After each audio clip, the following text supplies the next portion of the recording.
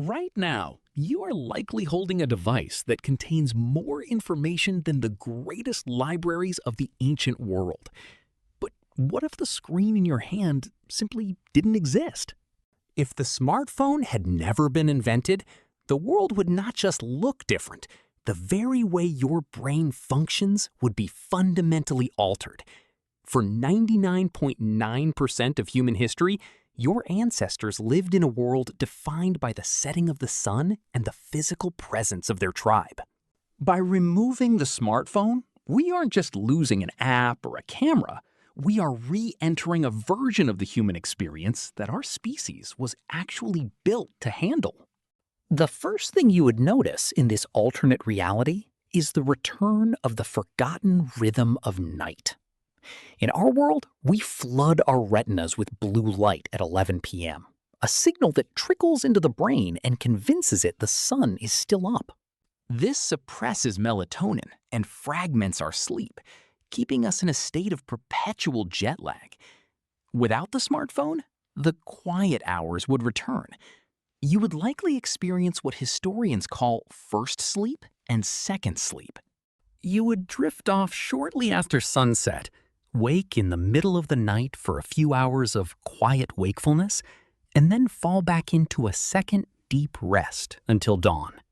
During that midnight gap, your brain would produce elevated levels of prolactin, a hormone associated with meditation and a sense of profound peace. This was a distinct state of human consciousness, a time for reflection, dream interpretation, and deep thought that the smartphone has effectively driven into extinction. Without a screen to fill that void, we would be forced to sit with our own minds, experiencing a meditative stillness that most modern humans have never known. Beyond the individual, the social fabric of our world would tighten. In the famous Universe 25 experiment, researchers found that when a society has all its physical needs met but lacks meaningful roles, it begins to collapse into apathy and violence. In a world without smartphones, the conceptual space we inhabit would be physical, not digital. We would be forced to navigate the friction of real-life interactions.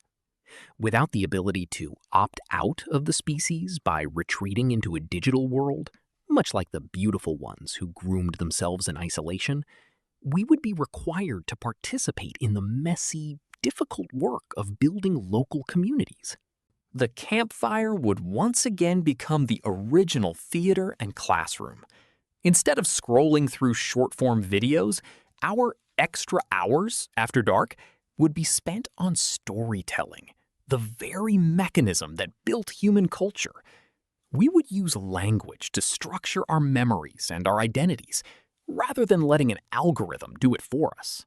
Our biological cravings would also remain tethered to the physical world. Your brain is currently running a 3 million-year-old program designed to seek out rare resources like sugar and fat to survive the next famine. The smartphone has hijacked this program, offering a God's pantry of infinite low-effort dopamine hits that our wiring can't handle.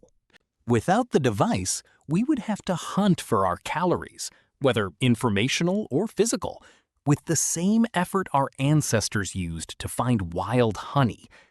This effort, this friction, is exactly what makes being alive feel like something meaningful.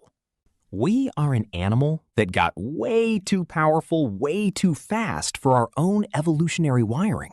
We are essentially walking around in a prototype body that hasn't received its final update, suffering from back pain and existential dread because we evolved for the savanna, not the cubicle or the digital cloud. The smartphone is the ultimate evolutionary mismatch. It is a tool that accelerates our reality at a speed that outpaces our ability to adapt. Without it, the geological blink of our technological advancement might slow down just enough for our spirits to catch up with our bodies. We would still be the strangest thing this planet has ever produced, But we would be a version of ourselves that is more present, more reflective, and more connected to the Earth we actually evolved on. We have traded a 300,000-year-old rhythm for a light switch and a scroll wheel. We have traded the peaceful watch of the midnight hours for a behavioral sink of compulsive consumption. The smartphone is a paradise that, in many ways, has removed the very struggles that define us. If you want to experience a glimpse of this forgotten world, try this. Tonight, when the sun goes down, leave the phone in another room. Turn off the artificial lights. Sit in the dark and wait for the first sleep. When you wake up in the middle of the night, don't reach for a screen. Just lie there and think. You might find that the person waiting for you in the silence is someone you haven't seen in a very long time. Subscribe to explore more what-if scenarios that challenge the way we live today, and leave a comment below. If you had to give up your phone for 1 week, what is the one thing you think you'd rediscover about yourself?